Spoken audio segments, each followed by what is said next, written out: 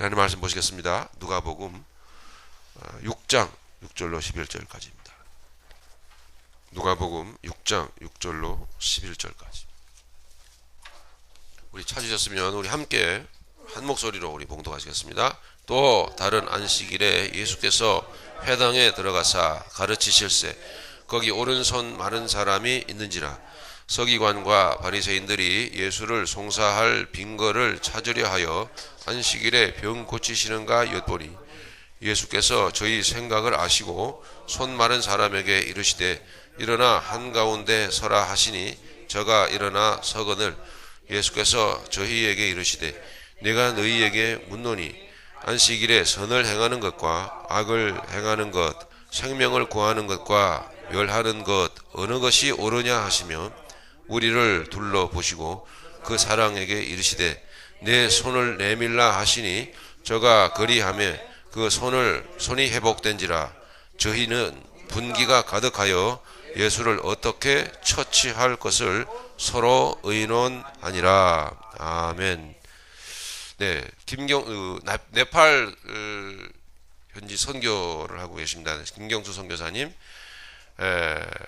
우리 이호섭 집사님 또 이게 학창 시절에 함께 신앙생활도 하셨고 또 이호섭 선교사님 우리 선배 되시는 우리 선교사님 목사님이십니다. 김경수 선교사님 여러 차례 오셨죠? 나오시면 그 어색한 몸짓으로 어설픈 폼으로 할렐루야 막 이렇게 우리 인사 우리 나누겠습니다. 네, 선교사님 나오시죠? 네, 할렐루야. 제가 제일 어설픈 것 같으네. 예, 예. 예, 감사합니다. 예. 한 35년쯤 전에 우리 이호섭 선교사님이 선교사 임명을 받는 자리에 제가 말씀을 전하려고는 아마 상상도 하지 못했었는데 이런 날이 또 오네요. 참 하나님의 은혜인 것 같습니다. 참 부족한데 너무 부족한 종을 불러주시고 또 그래서 여러분 앞에 말씀 전할 수 있게 해주셔서 감사드립니다. 제가 제주도에 있는 어느 교회를 갔었어요. 선교 보고를 갔는데 그 교회 몇 분이 나오셔서 이제 선교사가 왔다고 특송을 하시는데 특성이 불 속에라도 들어가서 뭐 이런 찬양을 하시더라고요. 그래서 이 교회가 나를 완전히 보내는구나 이렇게 생각했었는데 오늘 이 교회는 보니까 죽으나 사르나로 이렇게 또 몰아세우시네요. 보니까 그래서 살구멍이 조금 있으시니까 괜찮은 것 같아요. 보니까 오늘 목사님 말씀 가운데 십자가 참 이 교회 올 때마다 뭐 십자가가 저희 모든 교회의 그 주인이지만은 특히 저희 이 교회 우리 새벽교회 주인이 참 십자가인 것 같고 십자가의 도가 있어서 제가 오히려 또 여기 와서 많이 배우고 갑니다. 오늘 목사님께서 십자가의 도와 더불어서 예수님의 정신을 많이 이렇게 말씀을 해주셔서 참 감사합니다. 오늘 저희 읽으신 말씀을 통해서 저희들은 예수님의 정신이 어떤 것이었는지 예수님의 정신이 그분의 삶을 통해서 어떻게 드러났는지를 그리고 그 예수님의 정신이 직업 종교인들의 정신과는 또 어떻게 달랐는지 그래서 그 예수님의 정신이 얼마나 빛이 났는지를 저희가 그것을 잠깐 엿보면서 그 예수님의 정신 오늘 말씀을 통해서 드러난 예수님의 정신대로 살고자 하는 것이 바로 선교사의 길이다 하는 그런 내용의 말씀을 여러분께 한번 전해 보려고 합니다. 제가 사실은 다른 곳에 선교에 관한 얘기를 하려고 그러면 항상 이 말씀을 전해요. 제가 지난번에 와서 여기서도 이 말씀을 했는지 안 했는지 잘 기억이 안 나는데 뭐 했어도 다시 한번 또 들어보신다는 마음으로 들어보시기 바랍니다. 오늘 뭐 시간이 많지 않으니까 그냥 바로 말씀으로 들어가도록 할게요. 이 말씀을 보면은요, 예수님께서 짊어지셨던 십자가가 그냥 갑자기 퉁 떨어진 십자가가 아니고 예수님께서 그 십자가를 걸어가시는 길에 십자가를 계속해서 마련해 놓고 가실 수밖에 없는 십자가를 향해서 계속해서 걸어가는 아니 그 십자가를 직업 종교인들이 예수님을 위해서 계속해서 마련해 줄 수밖에 없는 그런 그냥 준비되어 가는 그 예수님의 십자가의 길 가운데 하나 일어난 일 저희들에게 보여주고 있습니다.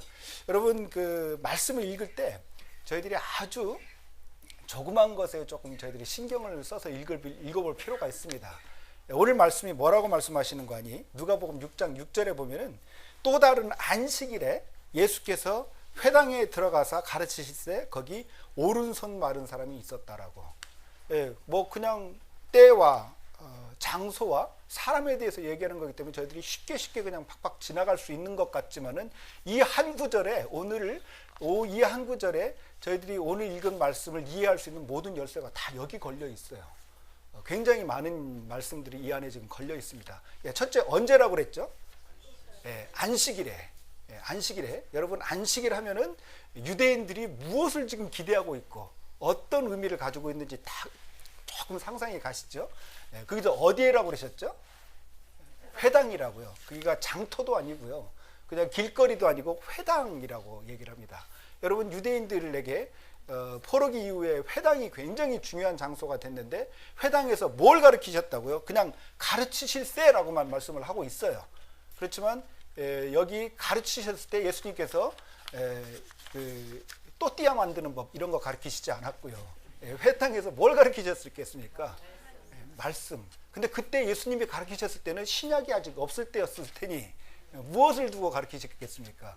구약의 말씀, 특히 율법서. 웬만한 회당에는요, 그 당시에 대부분 우리는 지금 뭐 성경책이 여기 널려 있었지만 조그만 회당에는 대부분 신명기나 이사야서 한쪽들이 이렇게 있어요. 이 성경책이 전지를 다 가지고 있는 그 회당이 거의 없습니다. 왜냐하면 양피지를 잘라가지고 이렇게 걷다가 쓰잖아요. 양을 한 마리 잡으면 페이지가 두 페이지가 나와요. 오른배 하나, 왼배 하나. 그리고 페이지가 두 페이지가 나오기 때문에 양 한 마리 잡아봐야 성경 두 페이지를 씁니다. 그러니 이게 성경이 그 당시 얼마나 비쌌겠어요. 그러니 성경 전권을 가지고 있는 회당은 아마 예루살렘 성전밖에 없었을 거예요. 그러니 웬만한 회당에서는 그저 그 신명기서나 아니면은 이사야서의 약간 부분을 가지고 있었을 뿐입니다. 그런 곳에서 예수님께서 가르치신다고 하니까 여러분 뭘 가르치셨겠어요? 율법을 가르치셨겠죠. 그렇죠. 율법을 가르쳤다는 말씀은 없지만 그런데 거기에 오른손 마른 사람이 있었다고 이야기를 합니다. 그냥 손 마른 자가 있었던 것이 아니라요. 어느 손 말랐다고요? 예. 성경이란 책이요 굉장히 잔인한 책이에요. 왜냐하면 웬만한 거 잘 얘기를 안 합니다. 예수님 성경의 주인공이 예수님이신데 우리 예수님에 대해서 잘 몰라요. 예수님 태어날 때 잠깐 얘기 있고요.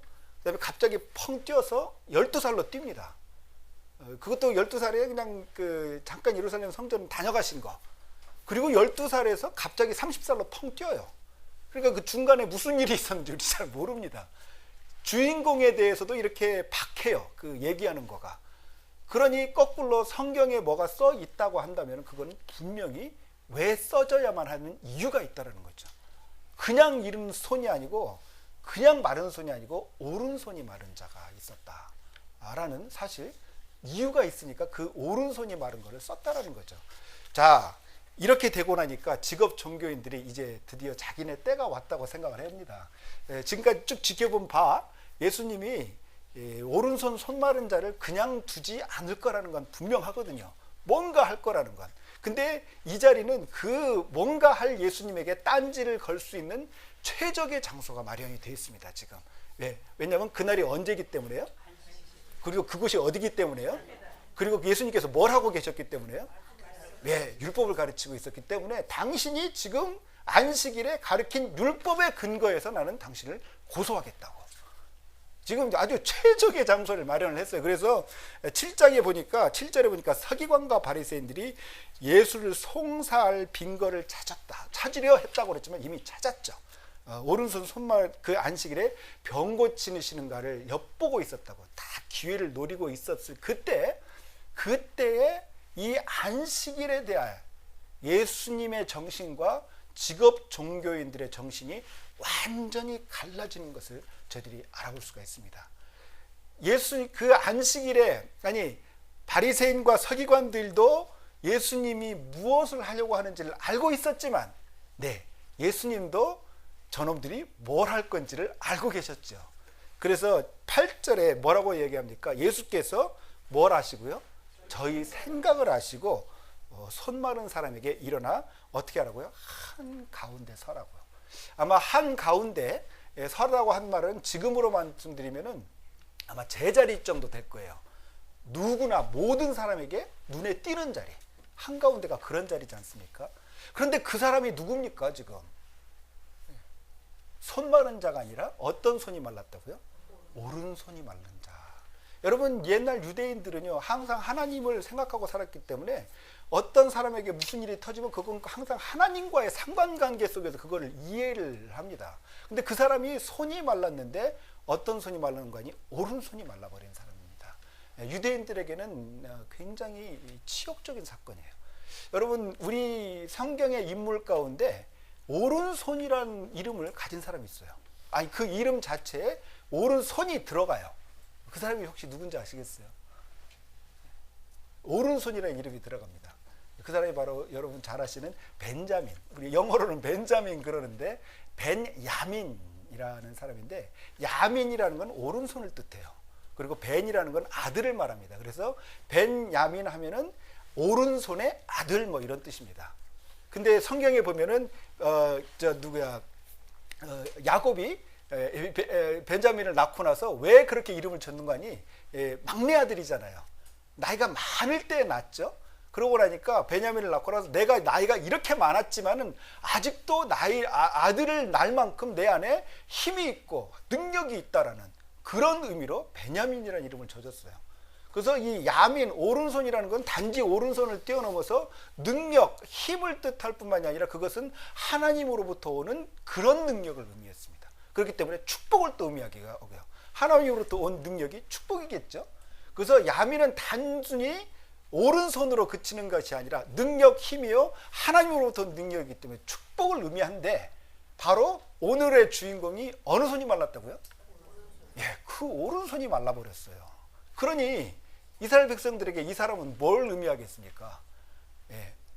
하나님의 축복을 의미하는 오른손이 말라버렸으니 거꾸로 하나님으로부터 버림받은 자, 저주받은 자, 이런 사람을 의미하겠죠. 그러니 이 사람으로서는 아마 가장 가리고 싶은 것이 있다고 한다면 어디 가서든지 말라버린 오른손을 가리고 싶었겠죠. 그리고 그뿐만이 아니라 그 오른손을 들고 사람들 앞에 선다는 것은 상상하기가 힘든 그런 사람이었겠죠.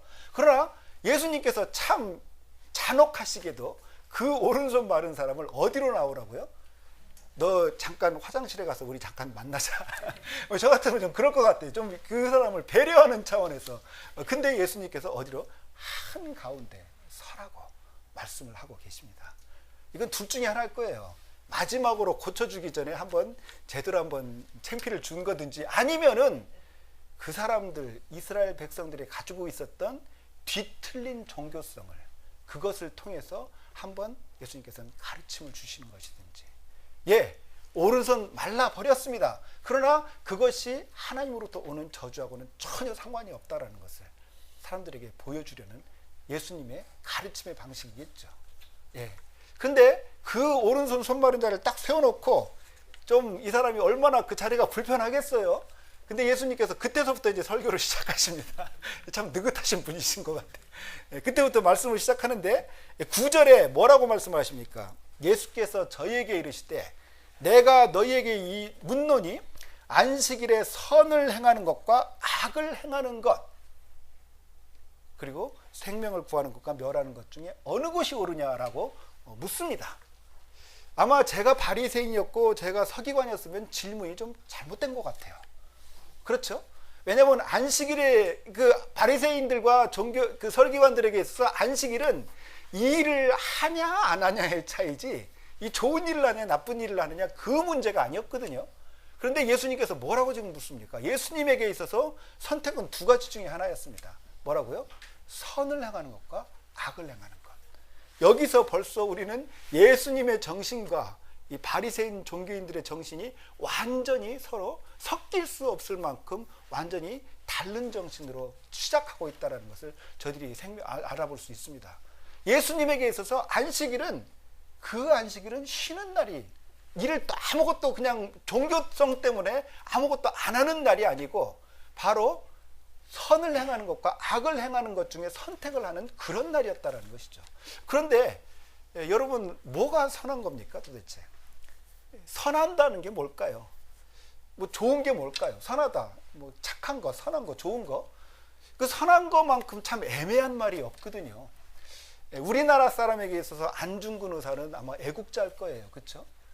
1909년 10월 26일 날 이토 히로부미를 쏴 죽인 참 대단한 의거를 했다고 우리나라 사람들은 칭송을 하지 않습니까? 그 안중근 의사가 일본에 가면 뭐가 되겠습니까? 살인자겠죠. 일본 사람들에게는 단지 살인자겠죠. 참 애매해요. 착하다는 거, 좋다는 거, 선하다는 게 보는 입장에서 따라서 참 다릅니다. 그런데 오늘 예수님께서 한 발자국 더 나가셔서 예수님이 말씀하신 선하다, 악하다를 한 발짝 더 나가셔서 말씀하십니다. 뭐라고 말씀하십니까? 조금 더 선택권을 주시되 생명을 어떻게 해요? 살리는 것과 멸하는 것, 그 둘 중에 무엇이 안식일에 더 합당하냐를 예수님께서 묻습니다. 지금 예수님의 말씀은 좋은 것과 나쁜 것의 의미가 아니라 생명을 살리는 것과 생명을 멸하는 것, 그 중에 무엇이 옳으냐를 묻고 계십니다. 이 대목쯤에 오면 저희가 조금 의아한 생각이 좀 들어야 될 것 같아요. 왜냐하면 지금 예수님께서는 죽은 사람을 살리려고 하시는 게 아니고 누구를 지금 고치시려고 하고 있죠? 오른손 손 마른 자를 고치려고 하시는데 그 예수님이 지금 하시려는 행위를 뭐라고 지금 표현을 하고 계십니까? 사람을 살리는 거냐? 멸하는 거냐? 예, 아마 이 성경에 대해서 대단히 비판적인 사람은 아마 이렇게 생각할 거예요. 예수님 뻥이 좀 세시구나. 그 정도는 아니지 않냐. 그냥 손 마른 자일 뿐인데 뭐 생명을 살린다라고 얘기하시나? 그런데 우리가 이렇게 볼 수가 있습니다. 예, 예수님의 눈에는요, 적어도 이 세상을 구원하러 오신 예수님의 눈에는 오른손이 손말랐다는 내가 한 것도 아니고 내가 원해서 그렇게 된 것도 아니고 갑자기 일어난 그 현상 때문에 주변에 있는 모든 사람으로부터 하나님으로부터 저주받은 자라는 손가락질을 당해야만 하고, 그리고 내 오른손이 말랐기 때문에 일상생활에서도 자유롭게 살아갈 수 없고, 오른손이 손말랐다는 사실 때문에 내 가족들까지도 함께 매도당해야만 하는 그런 사람이라고 한다면 그 사랑의 예수님의 눈에는 그 사람은 살아있으나 죽은 자라는 것이죠. 그렇기 때문에 예수님께서는 지금 자신이 하시려는 행위를 사람을 살리려는 것이다 라고 말씀하고 계시는 것입니다. 그렇기 때문에 우리가 그 예수님을 사랑의 예수님, 생명의 예수님, 은혜의 예수님이라고 부르는 것 아니겠습니까? 예수님의 눈에는 죽은 자입니다. 그렇게 애타는, 이걸 통해서 뭐 논리적으로 맞냐 안 맞냐가 아니고 바로 애타는 예수님의 마음을 보실 수 있어야 한다는 것이죠. 여러분, 이 예수님 생명을 살리기 때문에 그날 안식일마저도, 우리가 하나님 앞에 다가가는 안식일마저도 생명을 살리는 날이라고 이해하셨던 그 예수님이 바로 예수님의 정신이 이 안에 달려 있습니다. 요한일서 4장 9절에 이렇게 말씀을 합니다. 요한일서 4장 9절입니다. 하나님의 사랑이 우리에게 이렇게 나타난 바 되었으니 하나님이 자기의 독생자를 세상에 보내심은 저로 말미암아 우리를 살리려 하심이니라. 요한일서 4장 9절은요, 예수님께서 이 땅에서 오셨던 그 수많은 일들을 단 한마디로 정리를 했는데 그거를 우리를 살리려 하셨다고요. 그렇기 때문에 문둥이를 고치는 것도 살리신 일이요, 12의 혈루증 앓았던 자를 그를 고치셔줄 것도 사람을 살렸던 일이요, 하다못해 죄인들과 같이 식사를 하셨던 그 일마저도 예수님께서는 우리를 살리는 행위를 하셨다는 것입니다. 그 마음을 가지고 예수님이 나아가셔서 그를 고치시니까 11절에 그 바리새인과 서기관들이 그 무언가를 합니다. 뭐라고 합니까? 저희는 분기가 가득하여 예수를 어떻게 처치할 것을 서로 의논하니라. 이 사람들 참 가증스럽지 않습니까? 그날 아무것도 하지 말아야 되는 날 자기네들 또 열심히 일합니다. 뭘 열심히 일했습니까? 열심히 의논하죠. 뭘 위해서 뭘 열심히 일어납니까? 어떻게 죽일까? 예수님의 고민은 어떻게 살릴까? 이자들의 고민은 어떻게 죽일까? 그런 고민. 이자들도요, 안식일을 자기네들의 이해한 그 안식일의 이게 개념에 의해서도 벌써 배반을 하고 있으면서도 그 사람들은 다른 사람들이 어떻게 안식일 지키는가 그것만 지금 지켜보고 있다는 것이죠. 여러분, 저는 1982년도 제가 한 5살 정도에 21살 때 미국에 이민을 왔습니다. 나이가 참 어정쩡하더라고요. 21살에 오다 보니까 뭐 영어가 되길 합니까? 뭐 아무것도 그렇다고 뭐 좋은 기술이 있습니까? 뭐 아무것도 할 수 있는 게 없어요. 근데 이제 제가 왜 그런 말씀 하시지 않습니까? 이민 올 때 공항에 픽업하러 온 사람이 그 이민자의 직업을 결정한다고. 네, 저희 매형이 나오셨는데 세탁소 하셨어요. 그래서 그 다음서부터 몇 년 동안은 세탁소에서 일을 했습니다. 근데 딱 와서 보니까 세탁소밖에 일을 할 데가 없더라고요, 제가. 뭐 세탁소에도 일도 당연히 많이 있지만 뭐 여러분 여기 계신 분들 가운데도 세탁소 일을 해보신 분이 계실 거예요. 근데 세탁소에서 일을 하는데 그렇게 말씀하시더라고. 우리 이제 뭐 이민 온 다음날 바로 이제 가서 일을 했는데 뭐 일을 배우죠. 뭐 그때만 해도 지금은 세탁소에서 이렇게 프레스 탁 누르면 기계적으로 해가지고 이게 쫙 내려오고 뭐 이러더라고요. 근데 그때는 그게 아니었어요. 이렇게 발로 이걸 누릅니다. 그럼 이게 이제 내려와요. 그래가지고 쿵 하면 여기다 스팀 쫙 쐬고 또 발로 툭 풀면 이게 올라가고. 그래서 그날 뭐 한 하루 종일 일하면 오른발이 빡헌합니다. 하도 이걸 눌러대니까. 근데 그분이 그러더라고요. 여기 세탁소에서 일할 때는 영어를 딱 2마디만 할 줄 알면 된다고. 그래서 이게 뭐냐니까 When do you need it? 하면 물건 가져오는 When do you need it? 하고 그 다음에 그 말을 하고 대답을 들으면 빨리 땡큐를 하라는 거예요. 빨리 땡큐를 안 하면 이 사람이 또 뭐라고 주저리 얘기를 하니까 땡큐를 하면 이제 일 다 봤으니 가라 뭐 이런 뜻이니까. 그래서 이제 그때 뭐 영어를 거의 안 되는 상황에서 이제 그 세탁소에 가가지고 밑에 하면서 계속 연습을 하는 겁니다. When do you need it? Thank you. 손님 오면은 딱 가가지고 When do you need it? Thank you를 그렇게 외치면서. 그래서 아마 웬만한 미국 사람보다도 고문장 When do you need it은 아마 100번에 더 많이 했을 거예요. 그러고 이제 생활을 하는데 그때 피가 끓는 때니까 그때 뭐 교회를 가는데 어떤 제 친구 어떻게 알게 된 친구가 자기네 아는 교회에 자매님들하고 토요일 날 어디 같이 놀러를 가는데 저더러 같이 가지 않겠냐고 그렇게 묻더라고요. 그래서 제가 그 자매님들을 보호해야 되겠다라는 그런 일념을 가지고 그게 이제 같이 모임을 같이 가게 됐습니다. 근데 이제 어디를 갔냐면은 그 샌프란시스코 지역에 보면 포인트 레이어스라는 아주 그런 동네가 아주 관광지 좀 많이 알려져 있지는 않은데 하여튼 굉장히 좋은 데가 있어요. 이게 좋은 이유가 바다가 있고 바다로 들어가는 조금 이렇게 강물 같은 것도 있고 또 숲이 있어요. 그러니까 사람들이 좋아하는 바다, 강, 숲이 다 한 군데 어우러져 있는 그런 곳입니다. 근데 그런 곳에 가가지고 서로 이제 이렇게 막 다니는데 제가 어찌어찌 하다 보니까 저 혼자만 남게 됐어요. 그게 좀 큰데. 어떻게 하다 보니까 뭐 화장실 가고 이러다 보니까 저 혼자만 남게 되고 이제 사람들이 다 뿔뿔이 흩어진 거예요.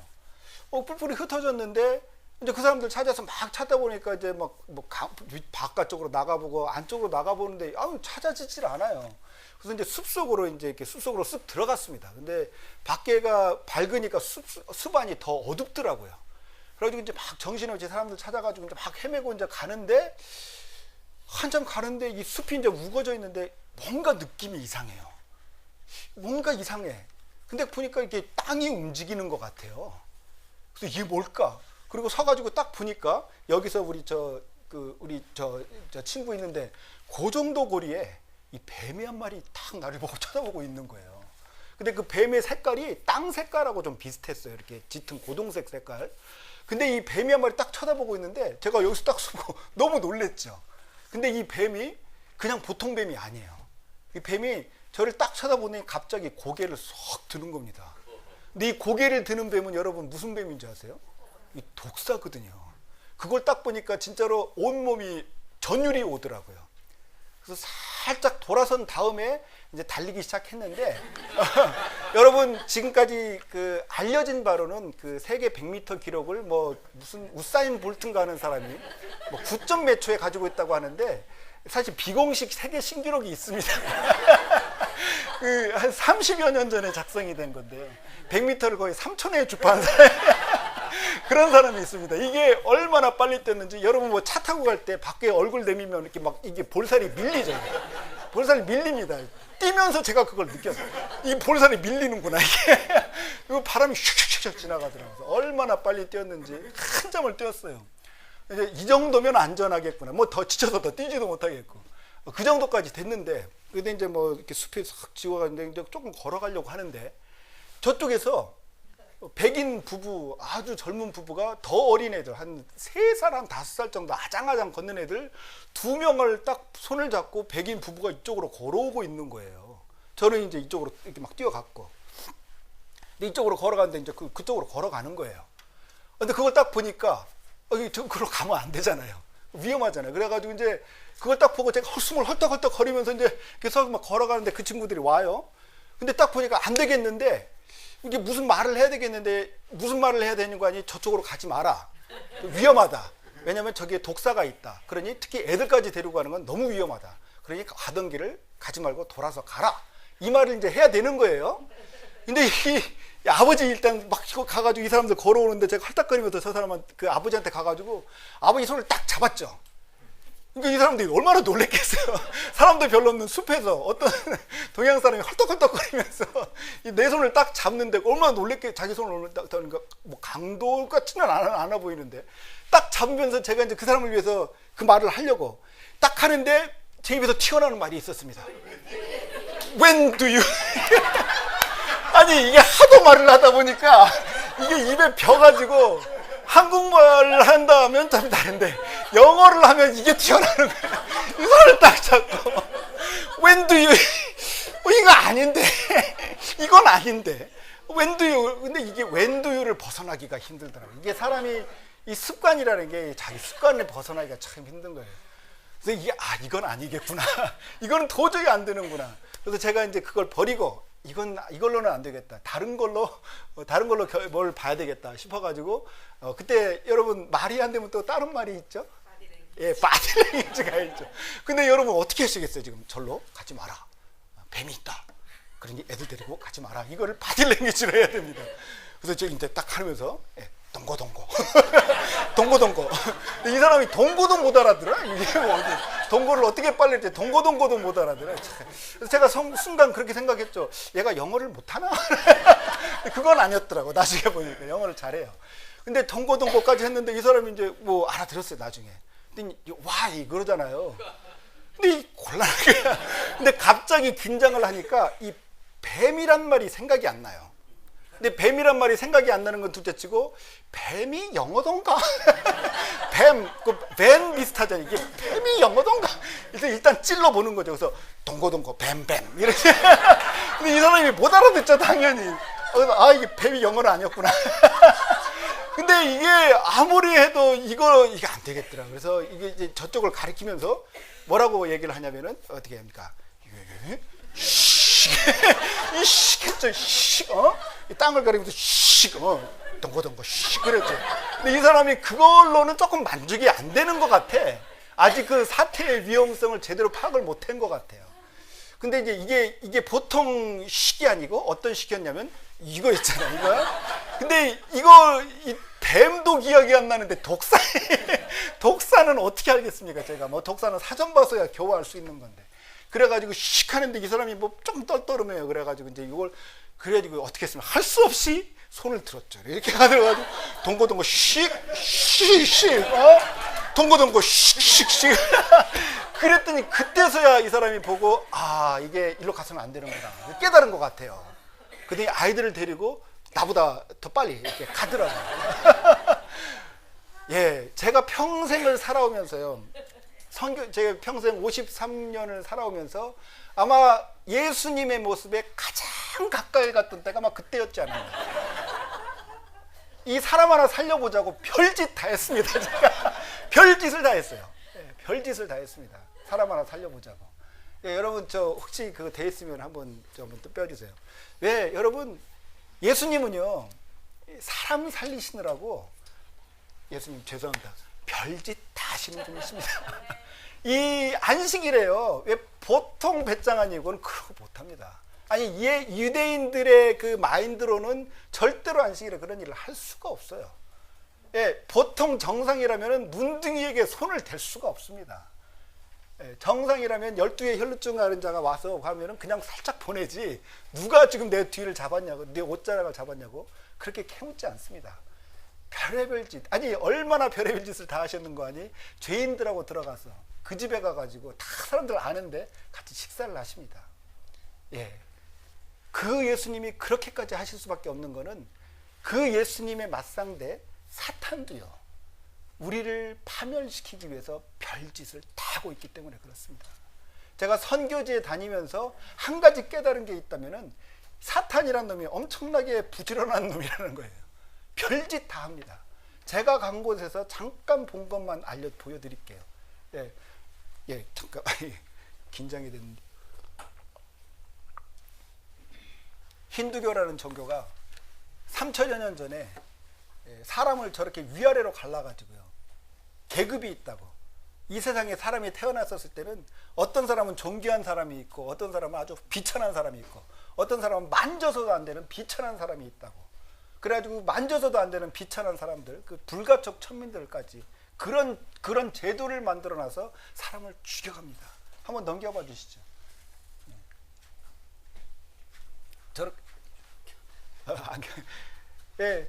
아니 여러분, 우리가 하나님에 대해서 생각할 때요, 우리는 하나님에 대해서, 특히 선교에 있어서는 우리 하나님의 생각에 대해서 두 가지를 기억할 필요가 있습니다. 첫째는 구원의 하나님이고요, 다른 하나는 창조의 하나님이십니다.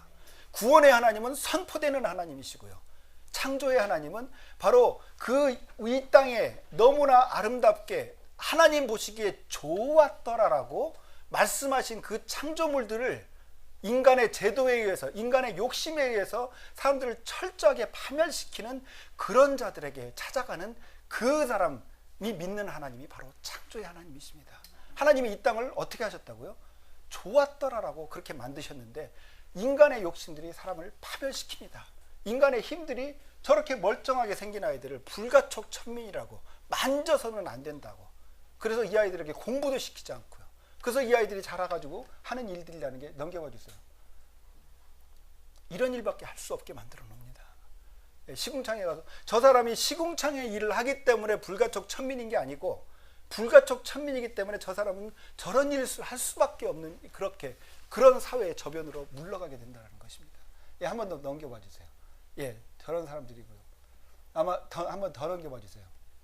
이거 제가 지난번에 왔었을 때 보여드렸던 그런 사진인 것 같아요. 불가촉 천민들이 거의 대부분 모여 사는 네팔의 그 수쿤바시 그 빈민촌에 갔었을 때, 이 아이 제가 이렇게 안고 있는데 제 얼굴이 지금 심하게 구겨져 있잖아요. 제가 무거워서가 아니고 냄새가 하도 심해가지고 이 머리를 한 번도 안 감은 것 같아요. 태어나가지고 이 머리에서 진짜로 사람이 맡을 수 있는 최악의 냄새가 나더라고요. 예, 옆쪽으로 왼쪽으로 쓰레기 더미가 흘러갑니다. 근데 이 네팔이란 나라가 그 몬순 기후이기 때문에 여름에 집중적으로 비가 와요. 집중적으로 비가 오면은 저 옆에 그 쓰레기로 가득 차 있는 그 개천이 어떻게 되겠습니까? 범람이 되겠죠. 그러면 그 범람된 그 물은 쓰레기로 가득 차 있는 게 범람이 돼서 온갖 군데를 다 훑고 지나가겠죠. 그렇기 때문에 여름만 지나가면 그 네팔에는 온갖 질병들, 전염병들이 창궐을 해요. 그래서 지금도 많은 사람들이 콜레라, 장티푸스 이런 걸로 죽어갑니다. 근데 대부분 죽는 사람들이 바로 이 쓰레기 더미로 흘러가는 하천 옆에 있는 사람들이 많이 죽겠죠. 그 사람들이 그런 데 가서 살 수밖에 없었던 거는 바로 저기에 카스트 제도라는 것이 있어서, 어떤 20몇 프로나 되는 인구들은 너는 만져서도 안 되는 천박한 사람들이라고 몰아내어버리는, 한 그룹의 사람을 아주 죽이려고 작정을 하고 있는 그런 인간의 제도가 있기 때문에 저런 일들이 일어난 겁니다. 한번 더 넘겨봐 주세요. 그렇기 때문에 이 사람들이, 불가촉 천민으로 태어난 사람들이 자기의 신분이라는 게 얼마나 인생의 결박인지를 보여주기 위해서 관광객들을 대상으로 저런 퍼포먼스를 합니다. 예, 더 넘겨봐 주세요. 예, 저건 제가 지난번에 와서 보여드렸는지 모르지만, 인간이 만들어 놓은 종교라는 게 소가 사람보다 더 귀해요. 제가 지난번에 와서 말씀드렸던 것 같은데, 네팔에 가가지고 차를 운전하다가 소를 치잖아요. 죄송합니다. 사람을 치잖아요. 그래서 사람이 죽잖아요. 그러면은 내가 일부러 맘먹고 한 게 아니고 과실치사로 있으면은 미국 돈으로 한 10,000불 정도 주면은 이게 합의가 가능해요. 근데 소를 쳐서 죽이잖아요. 그러면은 돈으로 합의가 안 됩니다. 무조건 징역 14년입니다. 무조건 징역 14년이에요. 왜냐하면 그들이 신성시하는 걸 죽였기 때문에 그렇습니다. 어떤 인간이 만들어 놓은 것들이라면 소가 인간보다 더 귀중하다고, 인간은 죽여도 괜찮아. 그냥 돈으로 어떻게 해결을 볼 수가 있어. 그지만 손은 안 돼. 라고 여겨지는 것들. 또 한번 넘겨봐 주세요. 보여드렸죠? 예. 마피아들이 여자들을 데려다 놓고 창녀일 시키면서 돈 뜯어내려고 그 여자들 데려다 놓고 일 시키는데 성노예로 심는데 말 안 듣는다고 저렇게 황산을 버버려가지고 저런 꼴을 만들어 버립니다. 예, 오늘 조금 좀 더 심한 사진도 좀 나올 거예요. 예, 한번 더 넘겨봐 주세요. 얼굴을 얼마나 두들겨 패버렸는지 사람을 이런 꼴로 만들어 버리고요. 더 넘겨봐 주세요. 그리고 급기야는 사람을 죽음에까지 이렇게 합니다. 되게 두들겨 패 죽여버리기까지 합니다. 예, 넘겨봐 주세요. 예, 더 넘겨봐 주십시오. 예. 에이즈가 걸려가지고 죽을 날만 기다리고 있는 상황에서도 먹고 살아야 되니까 에이즈가 걸려 있는 상황에서도 창녀로 일을 해요. 창녀촌에서 찍은 사진입니다. 예, 넘겨봐 주세요. 저렇게 어린아이들까지 인신매매다는 저렇게 어린아이들까지 데려다가 성노예로 삼아요. 상상이 가지 않죠. 7살, 8살 대례들까지 성노예로 삼습니다. 예, 떠넘겨봐 주세요. 이 모든 것 뒤에 돈이 걸려 있어요. 그래서 예수님께서 이런 말씀을 하시잖아요. 너희가 하나님과 무엇을 함께 섬길 수 없다고요? 재물을 함께 섬길 수 없다고 말씀하신 게 예수님께서 하나님의 맞상대로 재물을 들먹이실 만큼 이 엄청난 힘을 발휘하는데 이 돈이라는 건 결국 힘이지 않습니까? 돈이 힘이기 때문에 힘을 숭상하게끔 사람으로 하여금 힘을 숭상하게끔 만들어서 그 결과로 이 모든 인간들을 파멸시키려고 하는 것이 사탄의 괴계가 아닌가 하는 생각을 해봐요. 예수님 시험 받으셨을 때 사탄이 와서 계속 예수님을 시험할 때도 그것들을 쓰지 않습니까? 너에게 힘을 줄게. 잘해볼게. 네가 잘해볼게 해줄게. 그러나 예수님 그걸 물리치셨지만 세상 사람들은 그걸 물리칠 수가 없습니다. 예, 저렇게 사탄은요 인간들을 파멸시키기 위해서 별의별 짓을 다 합니다. 제가 가고 이 세상에 아주 조그만 경험한 그 일부분에서도 저런 일들이 일어나고 있다고 한다면 이 세상에서는 이 사탄은 얼마나 많은 곳에서 지금 별의별 짓을 다 하고 있겠습니까? 여러분, 사람을 죽이려고 별의별 짓을 다 하는 사탄, 그 사탄에 맞서서 우리 예수님께서 저희를 보내십니다. 가서 사람을 살리라고 보내십니다. 여러분, 이 선교라는 것은 바로 사람을 살리는 일에 영적으로 예수님의 십자가의 구원을 선포하고 구원의 하나님을 전파하고 그리고 이 땅을 아름답게 만들어 놓으셨던 그 창조의 하나님의 그 창조를 송상시키는 그 자들과 맞서 싸우는 것, 그것이 저는 선교라고 생각을 합니다. 그것이 사람을 살리는 것이고요. 기본적으로 그렇기 때문에 선교는 별의별 짓 다 해야 합니다. 왜냐하면 사탄이 별의별 짓을 다 하고 있기 때문에 그래요. 여러분, 별의별 짓을 다 하기 위해서는요, 별의별 짓을 다 할 수 있는 실력이 있어야 돼요. 그냥 되는 게 아닙니다. 여러분, 제 집사람이 지금 한국에 나가 있는데 그 처형이 얼마 전에 한 2달 전에 이 대장암이 있는 게 발견이 됐어요. 근데 이 대장암이 뭐 임파선으로 옮겨가고 직장으로 옮겨가고 그랬더라고요. 그래가지고 지금 이렇게 병원에 다니시면서 이렇게 좀 거동하시는 것도 좀 불편하시고 해서 이제 가서 이렇게 도와드리려고 이제 한국을 나갈 수밖에 없게 돼서 나갔습니다. 근데 이런 일이 벌어지니까 제일 먼저 우리 이제 그 어느 병원에 갈까 뭐 이런 걸 하잖아요. 제일 먼저 누구를 찾는 줄 아세요? 의사를 찾는데 어떤 의사를 찾는 줄 아세요? 누구를 찾겠습니까? 실력 있는 의사를 찾더라고요. 특히 그 부분에 실력 있는 의사를 찾아요. 잘생긴 의사 필요 없습니다. 나이스한 의사 필요 없습니다. 사무실이 근사한 의사 필요 없습니다. 죽어가는 자에게 필요한 것은 뭐였어요? 실력 있는 의사가 필요했습니다. 여러분, 저는 예수님을 바라보면서 예수님은 진정으로 실력 있는 분이셨다는 것을 알 수가 있습니다. 예수님께서 우리가 예수님이 하는 것을 가끔 너무나 당연하게 생각하는 경향이 있는 것 같아요. 기독교인들이. 왜냐하면 우리는 예수님을 삼위일체의 하나님으로 고백하다 보니까 하나님이시니까 너무나 당연하지. 가령 예를 들어서 예수님께서 너무나 좋은 성경 구절을 인용을 하세요. 그럼 하나님이니까 다 아시겠지. 예수님께서 아주 지혜로운 비유의 말씀을 들으십니다. 하나님이니까 당연하시지. 너무 지혜로우시겠지. 이렇게 예수님이 하시는 일을 너무나 당연하게만 생각하잖아요. 그러면 십자가도 당연하게 됩니다. 아니, 하나님이시니까 뭐 지실 수 있겠지. 하나님이시니까 얼마나 아프셨겠어? 우리하고 같겠어? 옛날에 도케스티즘이라고 진짜로 그렇게 생각하는 신앙의 무리들이 있었습니다. 예수님이 십자가에 짐을 지셨던 거는 그냥 그렇게 이렇게 고통스러운 게 아니다. 하나님이셨기 때문에 그거 별거 아니다. 여러분, 예수님이 십자가를 당연하게 여기시지 않을 거면은 예수님이 하셨던 하나하나에 대해서 우리가 의미를 새롭게 발견할 필요가 있습니다. 누가복음에요, 새벽녘에 습관처럼 일어나서 새벽마다 무릎으로 나가셨다고 그래요. 부지런히 사셨던 분이십니다. 그런데 그렇기 때문에 선교를 한다는 건 실력이 있어야 돼요. 그렇지만 선교사만 실력이 있어서 되질 않습니다. 선교사를 보내는 교회도 함께 실력이 있어야 합니다. 선교사하고 같이 가야 돼요. 튀니지로 갔는지 튀김집으로 갔는지 잘 모르겠지만 하여튼 튀모를 갔다는 것 같아. 이러면 곤란하다는 거죠. 근데 우리가 생각하는 선교사의 실력은 영어를 잘하고 언어를 잘하고 컴퓨터도 잘하고 다 중요한 거지만 그거를 뛰어넘는 또 다른 실력이 있습니다. 바로 그 사람들의, 내가 찾아가는 사람들의 삶의 깊은 고통을 볼 수 있는 그 지혜, 그 눈에 보이지 않는 것까지 볼 수 있는 그 실력을 말하는 것이죠. 예수님은 그걸 가지고 계셨기 때문에 죄인들의 집에 찾아가는 걸 전혀 부끄러워하시지 않으셨고요. 문둥이 굳이 만지지 않아도 되는 그 문둥이를 만져서까지 고치셨던 것은 바로 문둥이의 아픔은 아무도 나를 만져주지 않는 것에, 아무도 나를 만질 수 없는 것에 있기 때문에 그곳에 찾아가서 문둥이를 만져주시면서 고치셨던 것은 바로 그 아픔의 깊숙한 것을 볼 수 있는 그런 실력이 있었기 때문입니다. 수박 겉핥기식 선교가 아니고 티니지 이제 이어서 선교사님이 찾아가는 그 사람들이 안고 있는 밖에서 보이지 않는 그 삶의 깊은 고통 가운데 찾아가 주시길 바랍니다. 예수님께서는요, 이 오른손 손마른 자를 간 가운데 세우게 하셨어요. 무엇을 하시려 합니까? 예수님께서 굳이 그 사람을 내려놓고 창피를 주시기 위해서 그러십니까?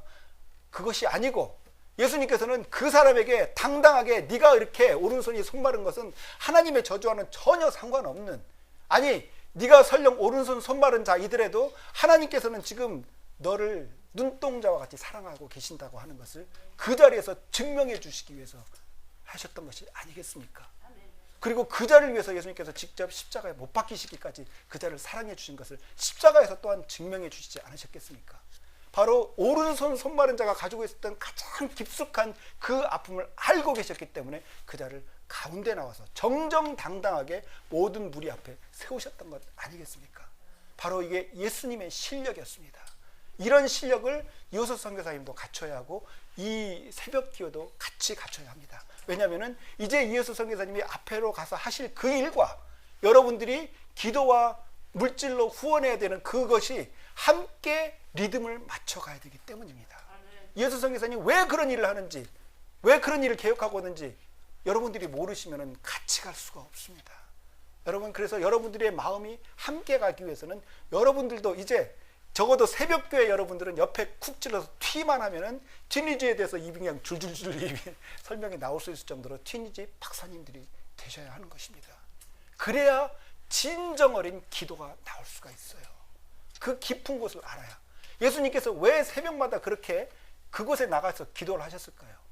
도대체 무슨 기도를 하셨을까요? 예수님은 사람들의 고통을 너무나 깊은 곳을 알고 있기 때문에 새벽마다 일어나지 않으실 수가 없었던 것 아닐까요? 바로 그런 실력을 갖추는 새벽기도와 새벽교회와 새벽교회에서 파송하는 이호섭 선교사님이 되시기를 주님의 이름으로 간절히 축원합니다. 왜냐하면 저희들이 별의별 짓 다 하면서 사람을 살려내야 하기 때문입니다. 잠시 기도하겠습니다.